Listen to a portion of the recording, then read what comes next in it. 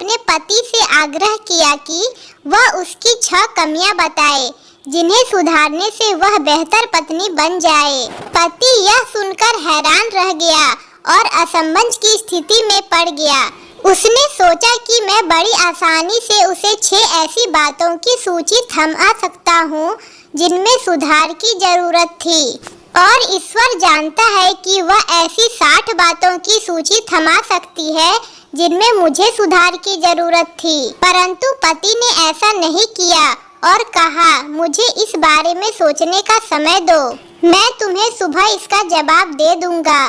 पति अगली सुबह जल्दी ऑफिस गया और फूल वाले को फोन करके उसने अपनी पत्नी के लिए 6 गुलाबों का तोहफा भिजवाने के लिए कहा, जिसके साथ यह चिट्ठी लगी हो।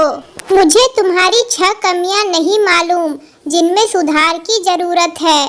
तुम जैसी भी हो मुझे बहुत अच्छी लगती हो। उस शाम पति जब ऑफिस से लौटा तो देखा कि उसकी पत्नी दरवाजे पर खड़ी उसका इंतजार कर रही थी। उसकी आंखों में आंसू भरे हुए थे। यह कहने की जरूरत नहीं कि उनके जीवन की मिठास कुछ और बढ़ गई थी। पति इस बात पर बहुत खुश था कि पत्नी के आग्रह के बावजूद उसने उसकी 6 कमियां की सूची नहीं दी थी।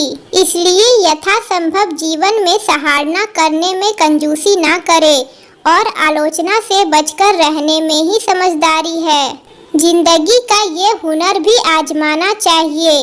जंग अगर अपनों से हो तो हार जाना चाहिए। पसीना उम्र भर का उसकी गोद में सूख जाएगा। हमसफर क्या चीज है ये बुढ़ापे में समझ आएगा।